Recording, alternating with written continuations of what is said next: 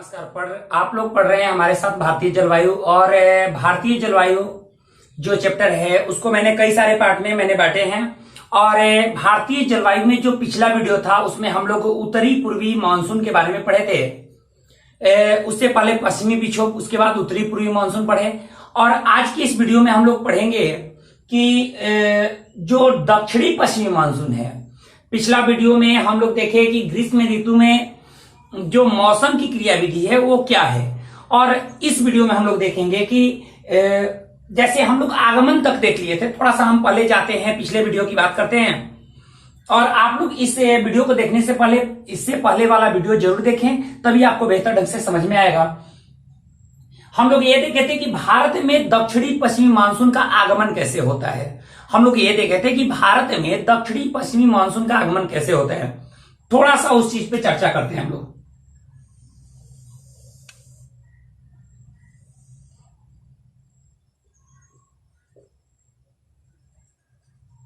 ये 0 डिग्री अक्षांश हो गया, ये 23.5 डिग्री उत्तरी अक्षांश और ये 23.5 डिग्री दक्षिणी अक्षांश, यानी ये कर्क रेखा और मकर रेखा, कर्क और मकर रेखा।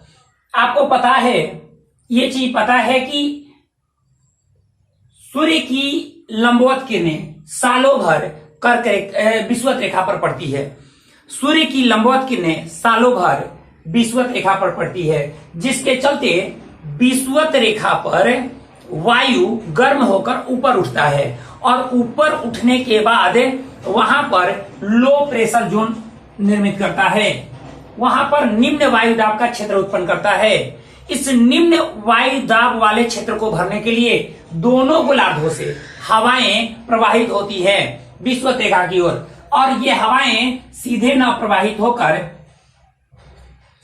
प्रवाहित होकर तिरछी पश्चिम की ओर प्रवाहित होती हैं। अब देखिए, फेरल के नियम के अनुसार, पिछले वीडियो में मैंने बताया था, फेरल के नियम के अनुसार उत्तरी गोलार्ध की हवाएं अपनी दाहिनी ओर और दक्षिणी गोलार्ध की हवाएं अपनी बाईं ओर मुड़ने का प्रयास करती हैं। फेरल के नियम के अनुसार कॉरियोलिस बल के कारण उत्तरी गोलार्ध की हवाएं, ये उत्तरी गोलार्ध की हवाएं हैं, अपने दाहिनी ओर, तो इसका दाहिनी ओर कौन सा है, इधर ऊपर की ओर, तो दाहिनी ओर, और दक्षिणी गोलार्ध की हवाएं अपनी बाईं ओर मुड़ने का प्रयास करती हैं। अब देखिए, यह स्थिति क्या होता है कि जब भारत धीरे धीरे, हम बताए थे यहां पर कि 22 मार्च के बाद सूर्य उत्तरायण होने लगता है। 22 मार्च के बाद से ही सूर्य उत्तरायण होने लगता है और 21 जून तक कहां पहुंचता है, कर्क रेखा पर पहुंचता है। 22 जून को सूर्य सीधा चमकता है विषुवत रेखा पर 22 मार्च को, और उसके बाद सूर्य उत्तरायण होने लगता है, मतलब उत्तरी गोलार्ध में प्रवेश कर जाता है। 21 जून तक आते आते वह कर्क रेखा पर आ जाता है। और आपको पता है कि कर्क रेखा भारत के बीचों बीच गुजरती है, अब देखिए, तो कर्क रेखा भारत के मार्च के बाद उत्तरी गोलार्ध में गर्मी पड़ने लगती है। ध्यान रखिएगा, मार्च से ही उत्तरी गोलार्ध में गर्मी पड़ने लगती है। अब देखिए, गर्मी पड़ने लगी, यानी धीरे धीरे सूर्य के उत्तरायण होने के साथ ही आईटीसीजेड भी उत्तर की ओर खिसक जाता है। आईटीसीजेड के बारे में मैंने पिछले वीडियो में बताया था। इंटर ट्रॉपिकल कन्वर्जन जोन, ये क्या है, अंतः उष्णकटिबंधीय अभिसरण क्षेत्र। ये क्या है, अंतः उष्णकटिबंधीय अभिसरण क्षेत्र। मुख्य रूप से अगर देखें तो ये वह क्षेत्र है जहां पर दोनों गोलार्ध की हवाएं जाकर टकराकर ऊपर उठती हैं, अर्थात जहां सूर्य की किरणें लंबवत पड़ती हैं वहां वायु गर्म होकर ऊपर उठता है और वहां निम्न वायु दाब का क्षेत्र उत्पन्न होता है। यानी वायु का गर्म होकर ऊपर उठना यह अभिसरण क्षेत्र कहलाता है, अंतः उष्णकटिबंधीय अभिसरण क्षेत्र कहलाता है। सूर्य अगर उत्तरायण होगा तो ये आईटीसीजेड मतलब अभिसरण क्षेत्र भी उत्तर की ओर खिसक जाएगा। अब देखिए, उत्तर की ओर खिसक जाएगा और उत्तरी गोलार्ध में ग्रीष्म ऋतु का समय शुरू होगा। सूर्य के उत्तरायण होने के साथ ही भारत में गर्मी पड़ने लगती है। ऐसे तो सूर्य कर्क रेखा पर 21 जून को पहुंचता है। लेकिन आपको पता है कि स्थल खंड जल खंड की अपेक्षा जल्दी गर्म हो जाते हैं। जो स्थल खंड है, जो ये स्थल वाला हिस्सा है, वो जल्दी गर्म हो जाता है। किसकी अपेक्षा? जल की अपेक्षा। जल की अपेक्षा ये जल्दी गर्म हो जाता है। यानी स्थल खंड सूर्य के कर्क रेखा पर आने का इंतजार नहीं करता। स्थल खंड गर्म होने के लिए सूर्य के कर्क रेखा के पास आने का इंतजार नहीं करता। उससे पहले ही मई के अंतिम सप्ताह तक जाते जाते पश्चिमोत्तर भारत पूरी तरह धधकने लगता है। ध्यान रखिएगा, नोट करते जाइए। चूंकि स्थल खंड जल खंड की अपेक्षा जल्दी गर्म होते हैं, इसके चलते स्थल खंड गर्म होने के लिए 21 जून का इंतजार नहीं करता। उससे पहले ही मार्च के अंतिम सप्ताह में पश्चिमोत्तर भारत धधकने लगता है, जिससे पश्चिमोत्तर भारत में एक शक्तिशाली निम्न वायुदाब की पेटी तैयार होती है। ध्यान रखिएगा, चूंकि स्थल खंड जल खंड की अपेक्षा जल्दी गर्म होता है, इसके चलते स्थल खंड मई के अंतिम सप्ताह तक जाते जाते गर्म हो जाता है। अर्थात स्थल खंड गर्म होने के लिए सूर्य के अवस्थिति कर्क रेखा पर हो। कब तक? 21 जून को। तो ये स्थल खंड 21 जून का इंतजार नहीं करता। उससे पहले ही मई के अंतिम सप्ताह तक जाते जाते पूरा पश्चिमोत्तर भारत क्या हो जाता है? धधकने लगता है। अब देखिए, पश्चिमोत्तर भारत धधकने लगा। ऐसी स्थिति में पश्चिमोत्तर भारत एक शक्तिशाली निम्न वायुदाब का केंद्र बन जाता है, जिसके चलते पश्चिमोत्तर भारत एक शक्तिशाली निम्न वायुदाब का केंद्र बन जाता है। अब यह जो यहां पर जो निम्न वायुदाब है वो इतना शक्तिशाली हो जाता है कि वो अरब सागर से, हिंद महासागर से हवाओं को अपनी ओर खींचने लगता है। पश्चिमोत्तर भारत में जो निम्न वायुदाब, जो शक्तिशाली निम्न वायुदाब बना हुआ है, वो इतना ताकतवर होता है कि वो हिंद महासागर से हवाओं को अपनी ओर खींचने लगता है। ऐसी स्थिति में भारत में दक्षिणी पश्चिमी मानसून का आगमन होता है। अब देखिए, ITCZ कहां गया? मानते हैं यहां गया ITCZ।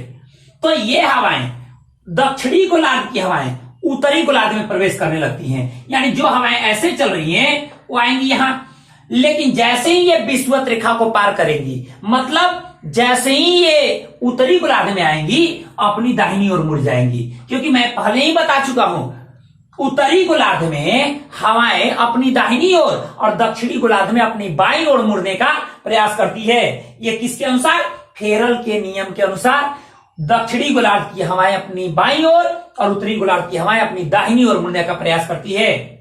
जब दक्षिणी गोलार्ध की हवाएं विषुवत रेखा को पार करती हैं तो ये अपनी दाहिनी ओर मुड़ जाती है। ये आपका दक्षिण पूर्व है, दक्षिण पूर्व, और ये है दक्षिण पश्चिम।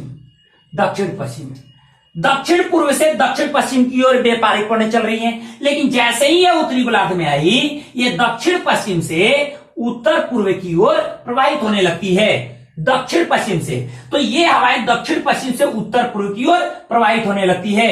इसी कारण जिस दिशा से ये प्रवाहित होती है उसी दिशा के नाम पर इसे दक्षिणी पश्चिमी मानसूनी पवन कहा जाता है। ये दक्षिणी पश्चिमी मानसूनी पवन के सीधे मतलब उसके सीधे पड़ता है, दक्षिणी पश्चिमी मानसून के सामने पड़ता है पश्चिमी घाट पर्वत, और पश्चिमी घाट पर्वत से ये मानसूनी पवनें, दक्षिणी पश्चिमी मानसूनी पवनें पश्चिमी घाट पर्वत से टकराती हैं और सबसे पहले 1 जून को मालाबार तट पर वर्षा कराती है। 1 जून को मालाबार तट पर वर्षा कराती है।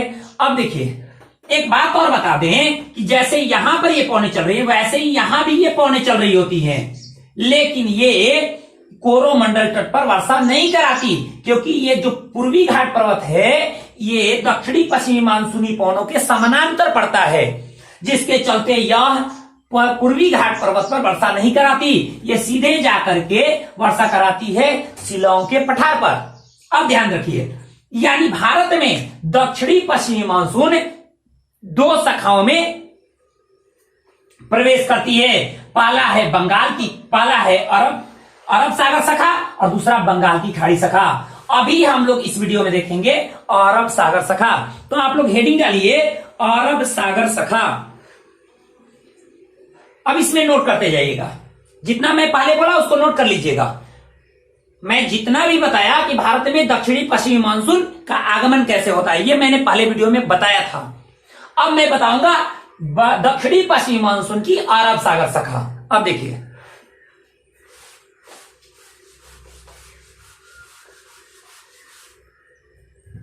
दक्षिणी पश्चिमी मानसून की अरब सागर शाखा, हेडिंग डालिए।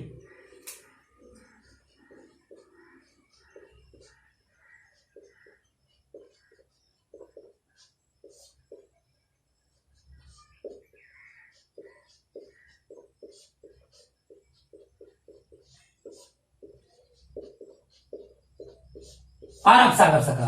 अब देखिए, ये तो आपको मैंने बताया कि दक्षिणी पश्चिमी मानसून का भारत में आगमन कैसे होता है। अब देखिए, दक्षिणी पश्चिमी मानसून दो शाखाओं में भारत में प्रवेश करती है। पहला दक्षिणी पश्चिमी मानसून अरब सागर शाखा से और दूसरा दक्षिणी पश्चिमी मानसून बंगाल की खाड़ी शाखा से भारत में प्रवेश करती है। इस वीडियो में हम लोग देखेंगे दक्षिणी पश्चिमी मानसून की अरब सागर शाखा। इसमें पहला चीज नोट कीजिएगा, दक्षिणी पश्चिमी मानसून की अरब सागर शाखा 1 जून को केरल के मलाबार तट पर पश्चिमी घाट पर्वत के मलाबार तट से टकराने के बाद 1 जून को पश्चिमी घाट पर्वत के मलाबार तट से टकराने के बाद वर्षा कराती है। 1 जून को दक्षिणी पश्चिमी मानसून द्वारा मलाबार तट पर हुई वर्षा को हम मानसून प्रस्फोट कहते हैं। क्या कहते हैं? मानसून प्रस्फोट। नोट करते जाइए, दक्षिणी पश्चिमी मानसून की अरब सागर शाखा सबसे पहले पश्चिमी घाट पर्वत के मलाबार तट पर टकराकर 1 जून को वर्षा कराती है, जिसे मानसून प्रस्फोट कहते हैं। मानसून प्रस्फोट कहिए या मानसून धमाका कहिए, इसे मानसून प्रस्फोट या मानसून धमाका कहा जाता है। इस चीज को ध्यान रखिएगा। अब देखिए, अगला नंबर नोट कीजिए, भारत में दक्षिणी पश्चिमी मानसून से होने वाली वर्षा, भारत में दक्षिणी पश्चिमी मानसून से होने वाली वर्षा स्थलाकृतियों की स्थिति पर निर्भर करता है, यानी पहाड़ियों द्वारा निर्धारित होता है। भारत में दक्षिणी पश्चिमी मानसून से होने वाली वर्षा स्थलाकृतियों की स्थिति अर्थात पहाड़ियों पर निर्भर करता है, पहाड़ियों की स्थिति पर से निर्धारित होता है, यानी पहाड़ियों की स्थिति द्वारा निर्धारित होता है। सपोज अगर हवाएं ये चल रही है और इसके मार्ग में यहां पहाड़ी आ गया, ये हवाएं चल रही है और यहां आकर के यहां मार्ग में पहाड़ी आ गया, तो इस पहाड़ी से टकरा कर के ये ऊपर की ओर उठेगी। ये हवाएं पहाड़ी से टकराकर ऊपर उठेगी। अब जरा सोचिए, ये जो वायु जो पौने जो चल रही है पहाड़ी से टकराई ऊपर उठ गई। सपोज ये पहाड़ी है, ये पहाड़ी है, मान के चलिए पहाड़ी है, तो ये क्या होगा कि यहां टकरा करके ऊपर उठी, टकराकर इस पौने में क्या है? नमी है, यानी ये पौने जो दक्षिणी पश्चिमी मानसून की ये पौने हैं ये नमी लिए हुए है। जैसे ही ये पहाड़ी से टकराकर ऊपर उठेगी, तो जैसे वायुमंडल में ऊपर उठेगी, क्षोभमंडल में तापमान में गिरावट आएगी, और तापमान में गिरावट आएगी, तापमान में गिरावट के साथ ही ये क्या होगा कि इसी ढाल पर अपनी नमी को ये पौने छोड़ देगी, यानी ये पौने नमी को लेकर आई, पहाड़ के ढाल से टकराकर ऊपर की ओर उठ गई, और ऊपर की ओर उठने के क्रम में तापमान में और कमी आई, जिसके चलते ये पौने अपनी नमी को पहाड़ के ढाल पर छोड़ देती है, जिसे हम पर्वतीय वर्षा भी कहते हैं। ध्यान रखिएगा। अब देखिए, जब ये पौने, ध्यान सुनिएगा, नोट कीजिएगा, दक्षिणी पश्चिमी मानसून की ये पौने जब पहाड़ी के ढाल से टकराकर ऊपर उठती है, तो तापमान में गिरावट आती है, अर्थात जैसे क्षोभमंडल में हम ऊपर की ओर बढ़ते हैं वैसे तापमान में गिरावट आती है। तो ये दक्षिणी पश्चिमी मानसून की जब ये पौने नमी लिए हुए ये पौने जब पहाड़ों के ढाल से टकराती है और टकरा कर ऊपर उठती है तो तापमान में ऊपर उठने के क्रम में तापमान में कमी आती है। इस स्थिति को हम एडियाबेटिक ताप ह्रास कहते हैं। एडियाबेटिक ताप ह्रास कहते हैं, नोट कीजिएगा।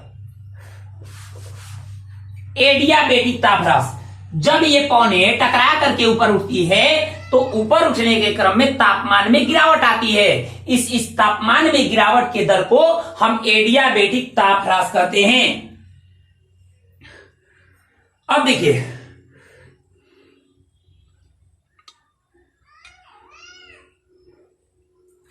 अब आपसे ये ध्यान रखिएगा, एडियाबेटिक ताप ह्रास के चलते ये पौने अपनी नमी को पहाड़ों के ढाल के पर छोड़ देती है और पहाड़ों के ढाल पर छोड़ देती है जिससे यहां वर्षा होती है। अब एक और स्थिति,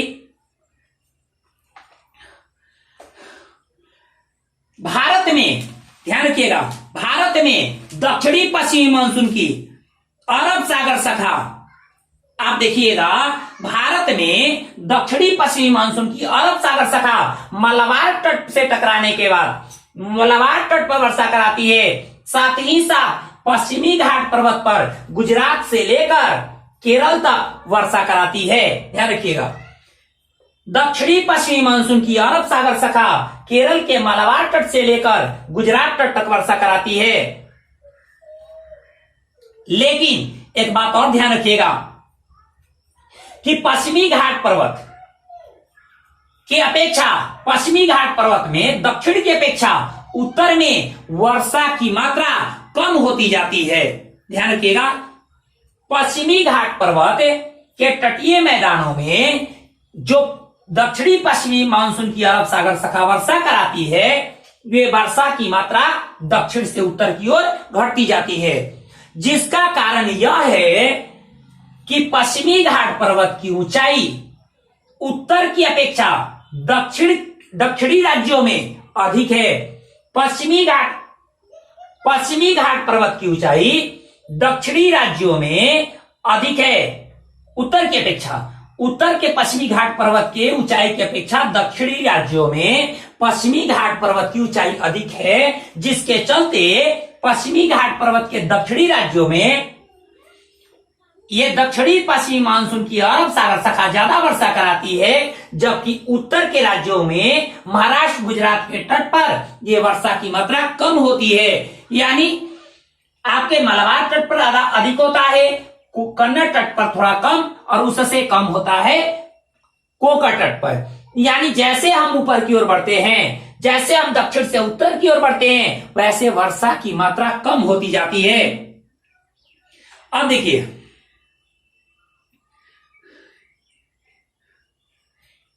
एक बात और है, जहां मलबार तट पर, जहां एक तरफ मलबार तट पर 1 जून से लेकर 15 सितंबर तक प्रत्येक एक दो दिनों पर वर्षा होती है, तो यही कुछ ही किलोमीटर दूर, इसके कुछ ही किलोमीटर दूर तमिलनाडु के कोरोमंडल तट पर यानी पूर्वी घाट पर्वत पर बिल्कुल ही सूखा एवं शांत रहता है। पूर्वी घाट पर्वत अर्थात कोरोमंडल तट पूरी तरह शांत एवं सूखा रहता है।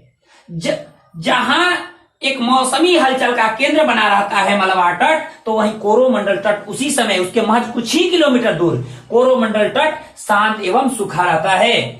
अब एक बात और, दक्षिणी पश्चिमी मानसून की अरब सागर शाखा गुजरात के सौराष्ट्र में गिर एवं मांडव के पहाड़ियों से टकरा करके यहां वर्षा गिर और मांडव के पहाड़ियों पर वर्षा कराती है। ध्यान रखिएगा, दक्षिणी पश्चिमी मानसून की अरब सागर शाखा गुजरात के सौराष्ट्र में स्थित गिर एवं मांडव की पहाड़ियों से टकराकर यहां वर्षा कराती है। जहां पूरा गुजरात एक तरफ सूखाग्रस्त है, वहीं गिर एवं मांडव की पहाड़ियां हमेशा हरी भरी रहती हैं। कारण यह है कि दक्षिणी पश्चिमी मानसून की अरब सागर शाखा गिर एवं मांडव की पहाड़ियों से टकराकर इनके ढालों पर वर्षा कराती हैं, जिससे ये पहाड़ियां हमेशा हरी भरी होती हैं।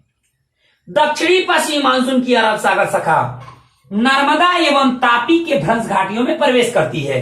नर्मदा एवं तापी के भ्रंश घाटियों में प्रवेश करती है और प्रवेश करने के बाद ये अमरकंटक चोटी के पास आने के बाद अमरकंटक के पठार पर वर्षा कराती है। दक्षिणी पश्चिमी मानसून की अरब सागर शाखा नर्मदा का ऊपरी हिस्सा नर्मदा एवं तापी भ्रंश घाटियों में प्रवेश करती है और प्रवेश करके यहां पर है आपको अमरकंटक की चोटी। अमरकंटक के पठार पर वर्षा टकरा करके यहां वर्षा कराती हैं। वही गुजरात से जब गुजरात में गिर एवं मांडव पहाड़ियों पर यह वर्षा करने के बाद ये मानसूनी पौने आगे बढ़ती है, लेकिन ये आगे बढ़कर राजस्थान के माउंट आबू में अरावली की सर्वोच्च शिखर गुरु शिखर के पास टकराकर ये वर्षा कराती है। राजस्थान में अरावली की सर्वोच्च शिखर गुरु शिखर से टकराकर ये दक्षिणी पश्चिमी मानसून की अरब सागर शाखा वर्षा कराती है माउंट आबू में। लेकिन पूरा राजस्थान सूखाग्रस्त रहता है, क्योंकि अरावली से टकराकर ये पौने वर्षा नहीं कराती, क्योंकि अरावली दक्षिणी पश्चिमी मानसून के अरब सागर शाखा की जो पौने हैं उसके समानांतर है, जिसके चलते ये सीधे पार कर जाती है और राजस्थान में वर्षा नहीं कराती। दक्षिणी पश्चिमी मानसून की अरब सागर शाखा राजस्थान में अरावली से नहीं टकराती, ये सिर्फ अरावली की सर्वोच्च चोटी गुरु शिखर से टकराकर माउंट आबू में वर्षा कराती है। बाकी पूरा राजस्थान सूखाग्रस्त रह जाता है। अब देखिए,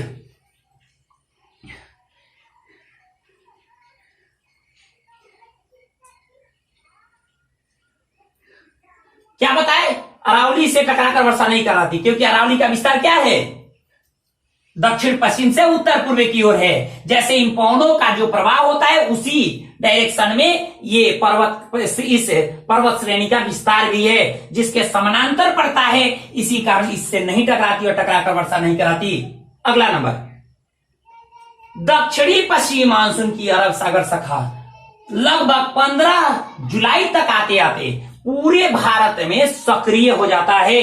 यानी दक्षिणी पश्चिमी मानसून 1 जून को मलाबार तट से टकराता है तथा 15 जुलाई तक पूरे देश में सक्रिय हो जाता है। देखिए, ये आपको रहा दक्षिणी पश्चिमी मानसून की अरब सागर शाखा। इसके अगले वीडियो में हम लोग पढ़ेंगे दक्षिणी पश्चिमी मानसून की बंगाल की खाड़ी शाखा। आज के इस वीडियो में हम इतना ही रखेंगे।